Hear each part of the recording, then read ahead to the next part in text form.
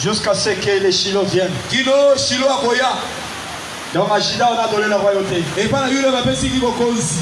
4e jour, frère, c'est le jour où Dieu est venu avec la présidence. La royauté. Il a dit le soleil. Tu dois régner le jour. Tu dois présider pendant le jour. Mais lune, attends le temps du soir. Là tu vas régner. Et les étoiles, ce sont tes enfants. Vous allez régner ensemble. Mais quand nous voyons cette femme paraître avec le soleil qui l'a environnée, elle est devenue la lumière. Parce qu'elle était enveloppée par la grande lumière. Et vous regardez la femme, vous la voyez comme une grande lumière. Mais en regardant ses pieds, il y a une autre lumière encore. La lune qui est là. En regardant sa tête, il y a encore des petites lumières qui sont sur sa tête. Les étoiles. Parce que les étoiles aussi, comme la lumière. Parce que quand le Seigneur a créé ces histoires, il a dit qu'ils servent des luminaires.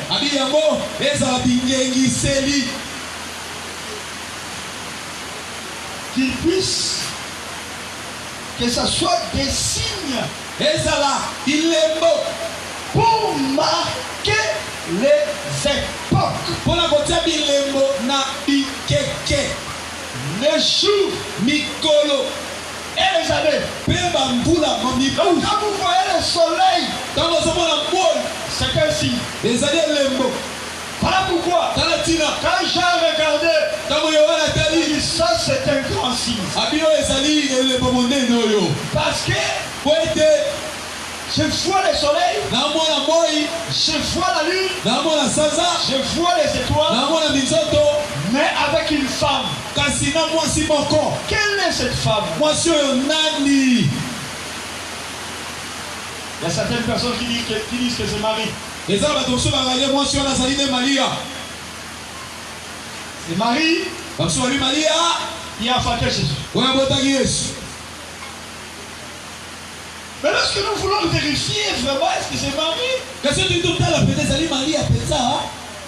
parce que nous avons toujours dit frère, tout ce que nous vous disons, vérifiez ça par rapport aux Écritures. On y maté pour docteur Terida à l'obi.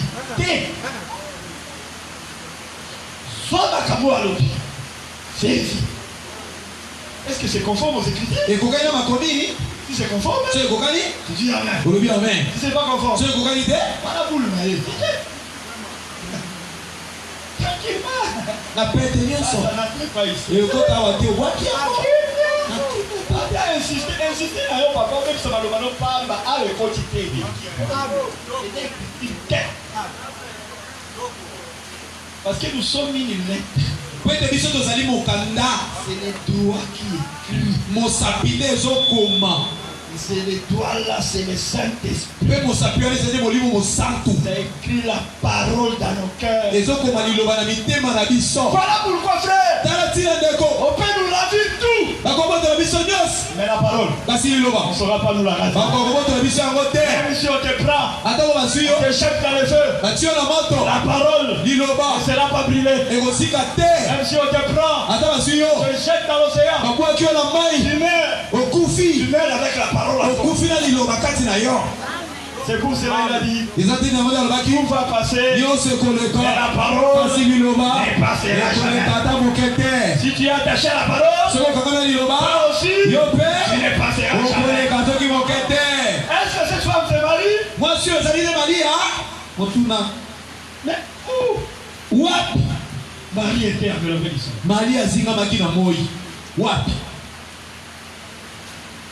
Et l'Écriture dit, cette femme-là, enveloppée du soleil, qui avait une couronne, elle était enceinte. Et dans les douleur d'enfanter. Puis la passe ya kobota. Puis fin. Bon bah ekotalisama. Un autre ici. Elembo mususu. Un dragon est sorti. Dragon na moko bibi. Cherchant à dévorer cet enfant. Koluka kolia mwana oyo. Rentrons maintenant chez Marie. Toso kasika pa Maria. Est-ce que quand Marie tango Maria avait une douleur d'enfanter, asa na passe ya kobota. on a cherché à tuer l'enfant? Balinga ba mwana? Non. On a cherché à tuer l'enfant. Balinga ba mwana Il était déjà né. Wana si abota bi. Pas quand il voulait naître. Tango alinga ki abota ma tete bongo te. Quand on a cherché à le tuer, il était déjà né. Yesu balinga ba moyo wana si abota bi. Il connaissait le Kélé. Oui. Parce que quand Hérode s'est renseigné, Oui, tango Hérode azui sango. ça peut faire à peu près une année ou deux. Et bon ça mvula moko to Il fallait mibale. ordonner de tuer les enfants. Après ça dit que ba mabana timbu ya mvula mibale ba boma. Et c'est le caca là. J'aimerais que Marie ça ne tient pas. Na Maria, au moins des simite. Et puis cette femme, Bongo moi sioyo. si vous suivez la continuité de la lecture, Soko na dingo tanga litangi quand tina se. elle a enfanté, Tango aboti, l'enfant est sorti mwana bibi, et est parti au ciel. pe mwana wa kene na likolo. Mais quand Marie Bongo tango Maria a enfanté, abotaki. Jésus est né, Yesu abotani. il n'est pas parti au ciel. Akene na likolo bala moko te. D'abord il est parti en Égypte, Akene na Égypte.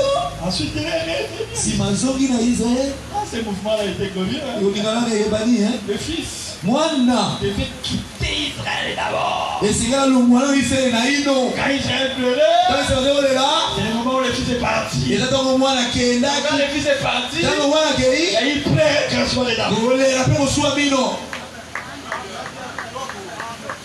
Quand Jésus, la vraie parole, Tango Yesu yoka solo a quitté Israël, atiki Israël. les Romains sont venus. Balobeloma bayei. Ils ont détruit Jérusalem. Babebisi Il y Yerusalem. a eu plein de regressements de Dieu. Kolela pe kosua bino ezalabaki. Que le fils était sorti. Pe mwana bimaki. Et quand il partit Bongo tango akokende avec l'église, na ekelezia. lorsque nous allons partir Tango tokokende avec le fils, na mwana. il y aura plein de regressements de Dieu Kolela pe kosua bino kozala sur la terre. na mabele.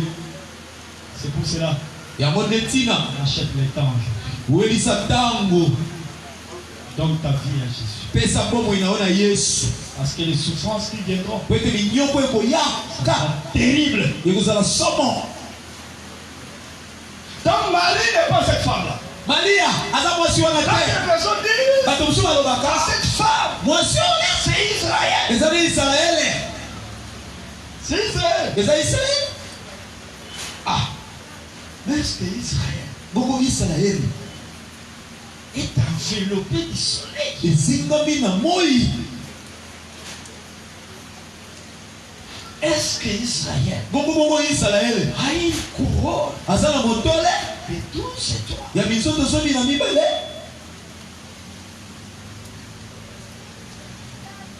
Est-ce que Israël Bongo Israele a la lune sous ses pieds? aza na sanza na makolo na ye, na se makolo na ye. Est-ce que Israël, Bongo Israele oui, il a eu les douleurs de l'enfantement. iyo azalaki na pasi ya kobota.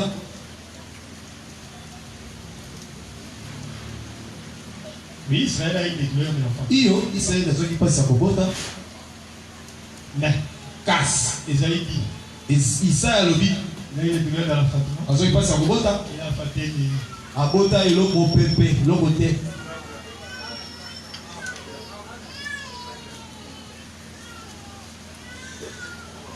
Voilà pourquoi nous disons encore que Talatia toloba ete ce lisusu n'est pas Israël. ezali mpe Israele Mais te. c'est qui maintenant? Sikoyo aza nani mwasi oyo likambo eza wana?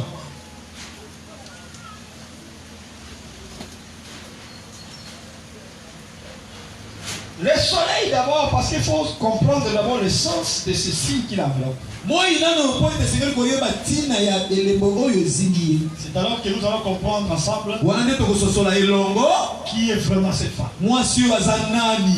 Est-ce que nous marchons ensemble? Amen. Totambola elongo. Nous t'avons les logos. Amen. Votre calate, le coup là, il est calate. Marie et Joseph sont partis. Ils ont laissé la gerbe. Batiki nzete matiti. Iboke mupiko ya matiti. Ils sont partis.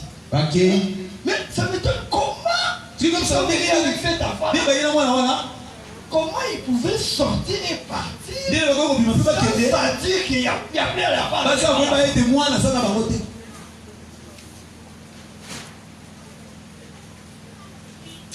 C'était un geste prophétique. Il les a aveuglis.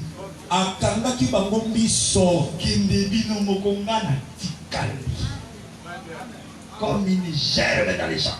Parce que quand une gerbe, quand Israël devait faire la récolte,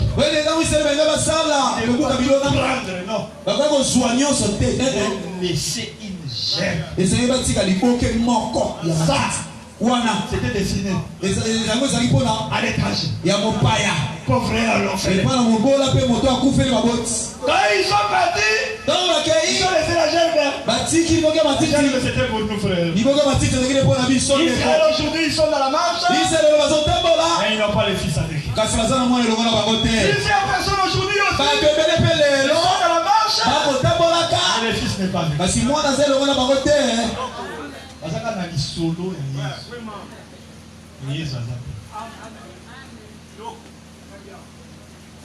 Kolinga pete yo pobeta aka lisolo ya Yesu. Mais na kati na yo Yesu azata. Je me souviens d'un frère comme ça. Il était frère. Mais il était confirmé. Il a trouvé les gens à dire, Jésus est Dieu.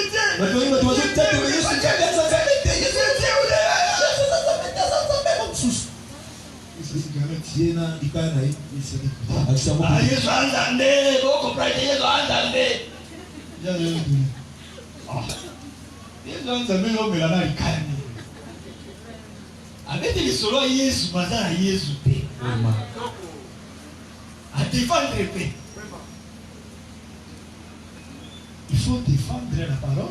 Et c'est que avoir la parole aussi. Le soleil c'est quoi? Psaume 84. Verset 12 dit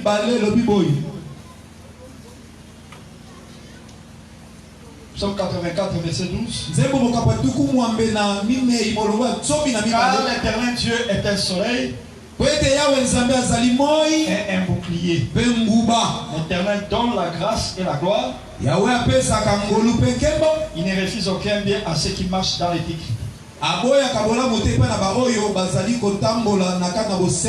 Le Seigneur, l'Éternel, c'est le soleil. Ça c'est clair.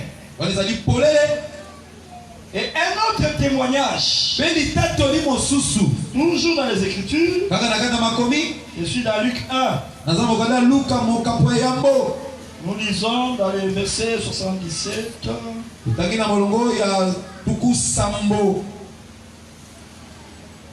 Verset 78, 78.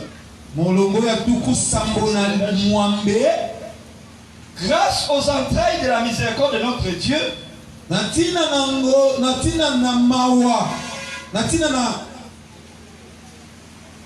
en vertu de laquelle le soleil levant nous a visités d'en haut.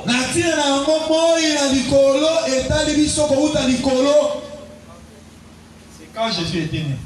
C'est alors le père de Jean-Baptiste a fait cette déclaration. Le soleil levant, c'était la visite du Seigneur Jésus. Donc le soleil, c'est le Seigneur Jésus. Voilà pourquoi il a apporté Pierre, Jacques sur la montagne. Il a levé les voiles. Quand ils l'ont regardé, son visage commence à briller.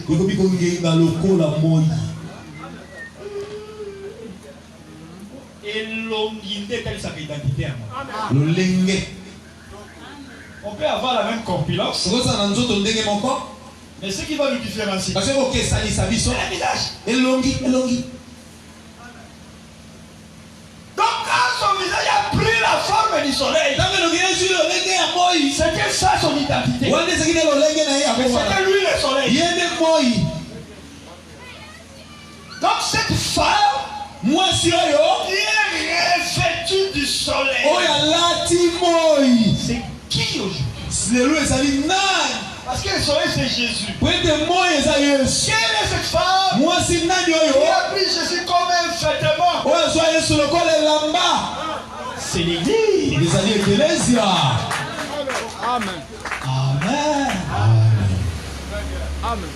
Mais sous ses pieds, siko na se ya makolo na ye il y a la lune qui est là. eza na sanza eza kuna La lune c'est quoi? sanza eza nini C'est la lumière du eza soir. pole ya pokwa C'est pourquoi yango nde ntina le psalmiste dira moyebi nzemba koloba que ta parole ete liloba na yo est une lumière ezali pole et une lampe sur mon sentier. mpe mwinda na banzela na Ils ont ngai exactement ce que le psaume totanga mpenza ndenge elobi Psaume 119. loyembo mokambo ya zomi na libwa Verset 5 et 5 ans. molongo ya kama na mitano Presque le plus long. Ta parole est une lampe à mes pieds liloba na yo ezali mwinda na makolo na ngai et une lumière sur mon sentier. mpe pole na banzela na ngai À mes pieds, à mes pieds. na makolo na ngai Ce qui est une lampe, oyo ezali mwinda une lumière, oyo ezali pole c'est la parole. eza nde liloba C'est que la lune, ebala sanza c'est toujours la parole. eza kaka liloba C'est la grâce. eza ngolu yes Là où la femme est posée.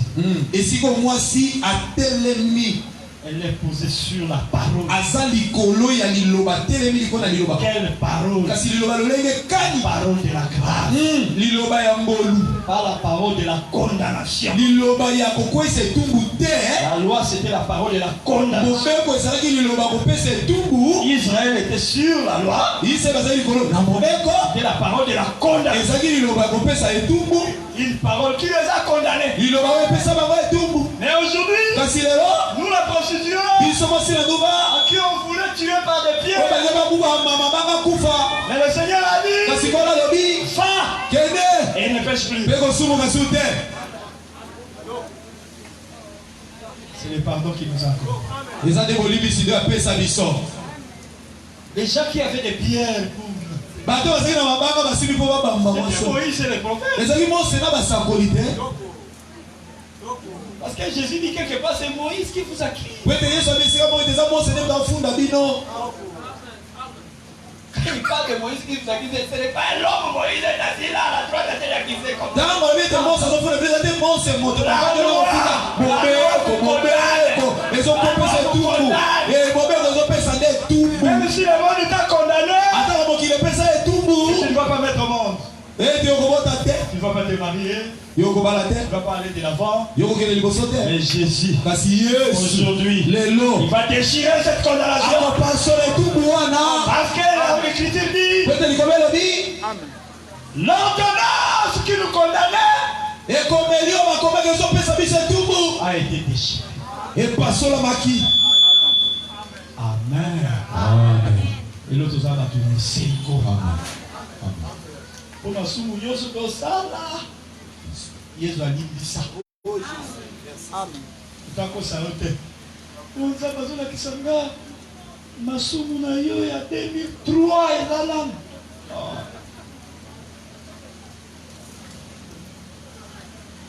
Il faut il faut que ça sacrifice. Sacrifice ni sous. Un seul sacrifice a suffi, c'est le sacrifice de la croix. mbeka kaka moko ekoki ezali mbeka ya ekulusu Et nos péchés sont effacés pour toujours. mpe masumu na biso esilisami mpo na libela. Amen. Amen. Donc cette femme, ele mwasi oyo c'est l'église ezali ekelesia qui est revêtue de la oyo parole, alati liloba qui est revêtue de la lumière. oyo alati pole Voilà pourquoi tala ntina Jésus pouvait regarder yesu ave kotala représenté par des pierres, des gens, il leur dira, vous êtes la lumière du monde. Yes. Pourquoi? Parce qu'ils sont cachés dans les soleils. Nini yango ko percer soleil. Yo ba mami. Ata bandoki banganga baluki yo bakozwa yo te. Po batami na kati ya moi. Même ceux qui vont dans les airs là-bas. Ils entrent dans la lune mais pas le soleil. Pour ça là, tu as 10 km de soleil. Vous aussi, Canada, la mission de la Bible. Amen, l'église. Amen. Donc la lune, c'est la lumière du soir. C'est la grâce. C'est la parole. Sur qui nous sommes posés. Maintenant, les étoiles. La couronne d'abord. L'état est avancé. Ngonga ekei de différentes couronnes. Il y a la couronne de vie, la couronne de justice, la couronne de gloire, représentée par l'or. Quand on dit que les 24 veillards ont la couronne d'or, c'est la couronne de gloire. Et les anciens rois avaient sur leur tête des couronnes d'or et des pierres précieuses. Parce que les couronnes de gloire, ils étaient couronnés de gloire et de richesses. Amen. La couronne veut dire la récompense. C'est là 1 Corinthiens chapitre 9. Paul dit ceci. Ceux qui courent dans les stades, ils courent pour avoir une couronne.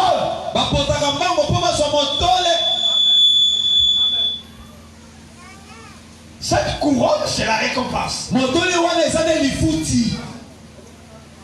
Amen, l'église. Amen. Mais Lévitique 21, verset 12 dit ceci. L'onction qui est sur les souverains sacrificateurs, c'est une couronne. Dans Lévitique, appelle la couronne, c'est l'onction.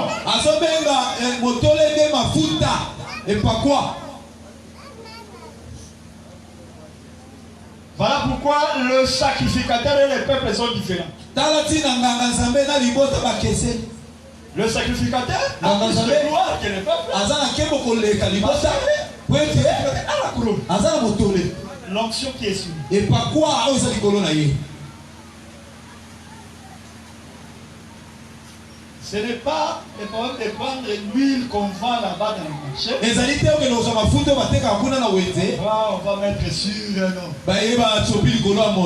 Ça c'était l'ombre.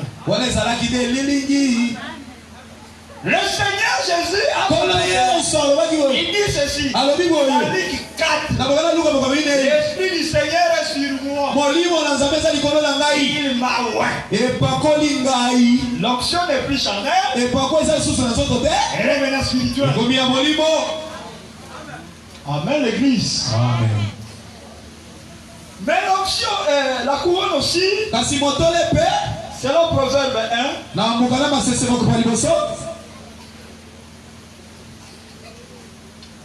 verset 8 à 9.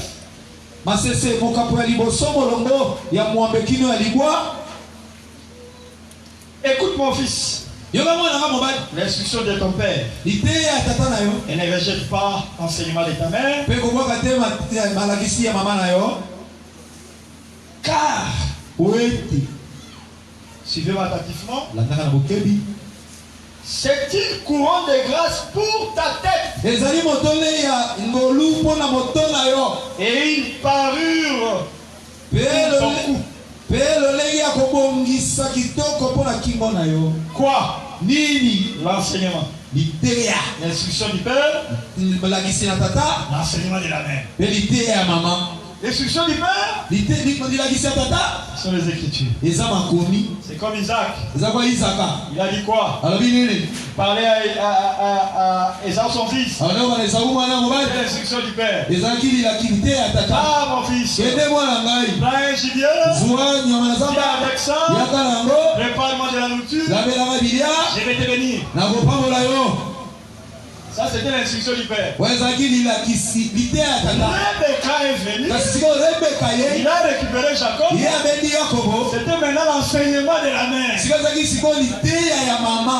Il n'y a pas le problème de fournir des efforts d'aller chercher les gibiers. Toi sois là. Moi je prends les gibiers. Je prépare. Je te donne. On parle chez les pères.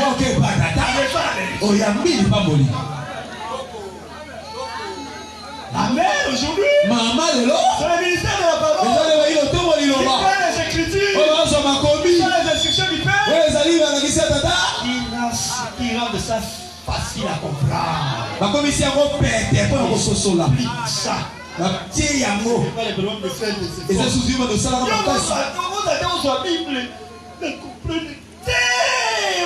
La fanda la yolia fufu tonda. Yakana litoi kaka. Nakuta retraite. Apocalypse n'a comprendre la beauté. Nakuta retraite n'a comprendre. Oh, lia fufu. Lia fufu. Tonda. Yaka. Les ministres sont là. Parce que quand Esaü écoutait les pères, il fallait aller à la forêt. Or la mère, quand elle écoutait les pères, il fallait qu'il faut entrer dans la maison et prendre chevreau.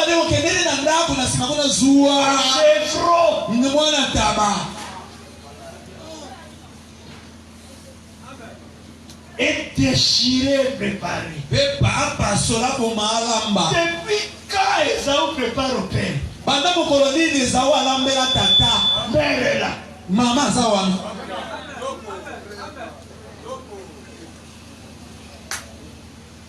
Côté là, il faut ça là, Otingami. Zabaka Mutoto, ça il va partager mes lignes, il va connaissance, c'est la beauté à terre. Voilà lambaka te maman de lambaka. Il est à moi là bio ambamba. Papa belé la carte. Il a pris. Papa vous kata. Mais papa là papa vous posé évidemment kuna ya mwana. Alibaka moi hein, c'est pas joli comment pilipili quand même moi pilipili, ça dit moi pilipili. Moi Mungu izanase. Asa ba mesure ya Mungu ana misapi. Ko abeka pa. Yo mona ko ba ele ka de. C'est ekok. Ana mona misapi. Yo mona. Ole kisa Mungu awe. Tobe. Mai sisa ka Mungu ate kota musupu ekokauka, Mungu ekoyoka na kaka.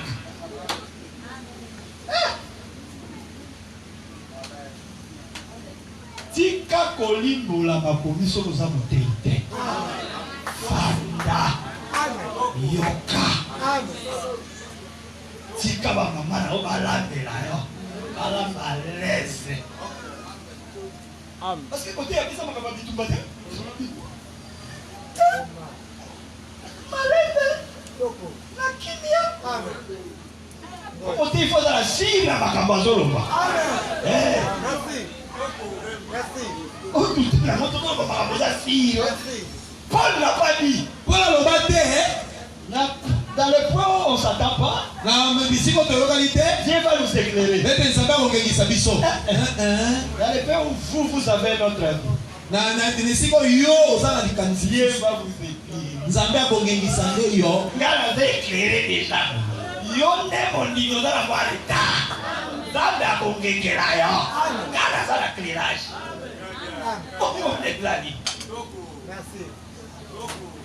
Est-ce que l'église me comprend? Donc la couronne d'or à cette femme, c'est l'enseignement. Mais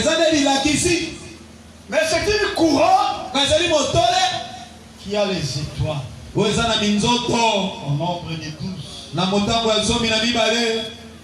Ah, il est 19h déjà. Ah, Gomba, Les vents arrêtés là. Et vendredi, nous allons expliquer les étoiles. Et la douleur de l'enfantement. Et le second signe là. Le dragon. Pourquoi on l'appelle dragon? Il m'a la forme de dragon. Comme je vous ai dit, c'était les dimanches. Quand il y a la bénédiction, il y a aussi les combats. N'oubliez pas ça. Quand Dieu t'élève, il y aura des jaloux, il y aura des critiques, il y aura ceux-là qui vont te persécuter. Oh, c'est Mikisi. La jaloux, maman. Les critiques, les critiques, style le mariage dit quoi? Ok, mon dit, oh, mais la nalingomba d'obala. Ça, c'est quel verset? Isaac. Akoya Nelo. Azui di Batis. Lobby. Frère Moko, Azui, la pierre, a déposé.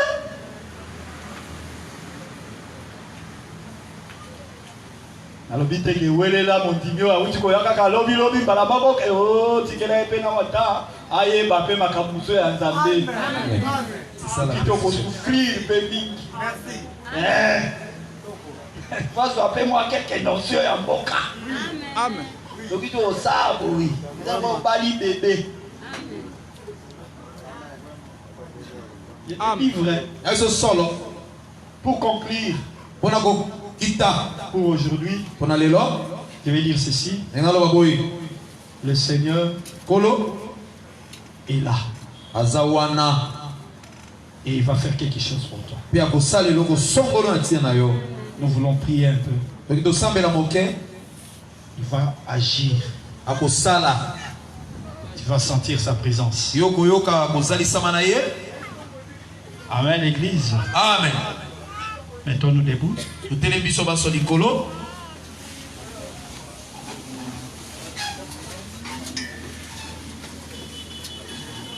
On nous attend les cantiques.